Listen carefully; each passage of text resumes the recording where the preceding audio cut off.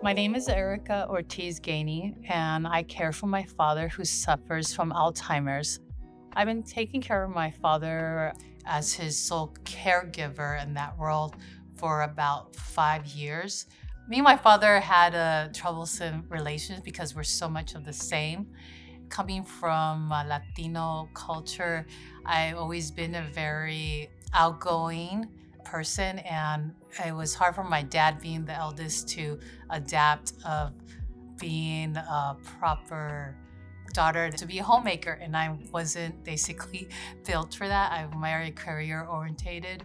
I went into the career business and becoming a realtor, having my own business, and it was hard for my dad for me to be so independent. My father was a landscaper and has his passion for all plants and anything green. Loved palm trees, always very proud of his home. We were basically the house that everybody would come and get ideas about the landscaping. That's one of the things that gives him peace. You could find him all day outside picking up leaves and still picking up the shovel and the rakes, and that's something that he still has. He was diagnosed almost at the age of 55. He didn't really start to see the symptoms until he was around 62. COVID actually made his illness develop much faster.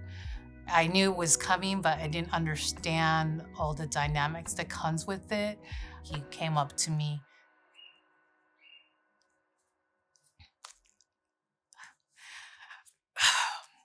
He came up to, okay. He came up to me because he knew I was the only person that would be able to keep his promise for me not to leave him alone and to put him into a home.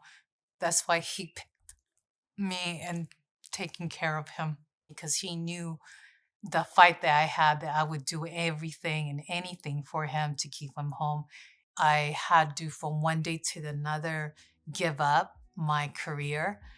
And it became basically out of desperation. And also, during this challenge, at that point, I was a mother of a 3-year-old and trying to balance out two households. And then also, in 2022, I was diagnosed with breast cancer. And at that point, it did become overwhelming. And then COVID. So all those dynamics came, and through all this, I reached out, and that's where I found Caregiver Resource Center in OC, and they're the ones that were able to direct me to follow the right path in dealing with all these dynamics. I was assigned to a consultant, and from there, they direct me to all the tools that I needed. And from their experience to me not knowing anything, they knew exactly what I needed. I received the training, and it's basically a package of 6 weeks of training. And in that training consists of the skills, understanding the illness, how to deal with situations, and also involves with group therapy, because you're there in that class with other people who are in the same situation.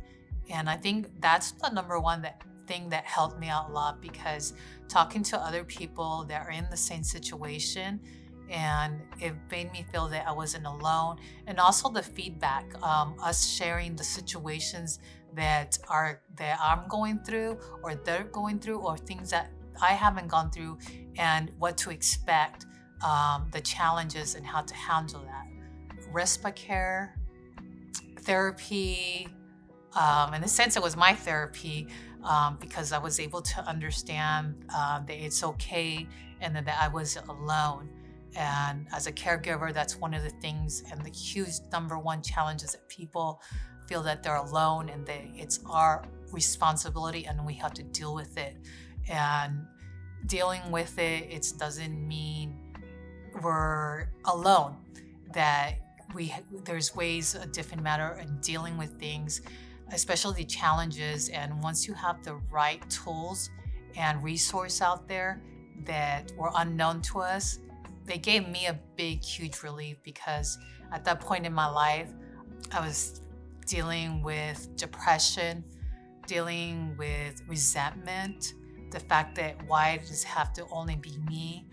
And with the tools that I receive at this point in my life, I understand that it's not only me, that the problem that I have was I need help. My experience has been the best thing that has ever happened to me because they have helped me. I don't think even they know what an impact they've been in my life. Because the point, I'm sorry, the point that I was in my life was I didn't know what direction to take at that point. And for them to come in and give me that sense of relief, even if it was just that conversation that it's going to be okay, but it was a huge deal to me because in that point I was able to become a better caregiver for my dad. And I understand I needed to take care of myself in order to be able to help my dad. The best advice that I got from the resource center is that we just need to reach out. That there's so many resources out there, and we just need to go and ask for it. Number one, communication is the key resource of caregivers.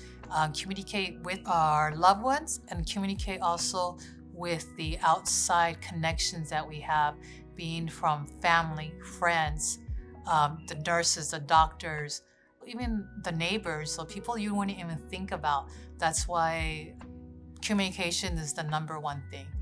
What I wish I knew is that preparedness and communication is the number one thing, even though it's a hard challenge, that it will get easier once you accept this. When you accept your position, once you have the training, have the right tools, everything pretty much like life, everything falls into place.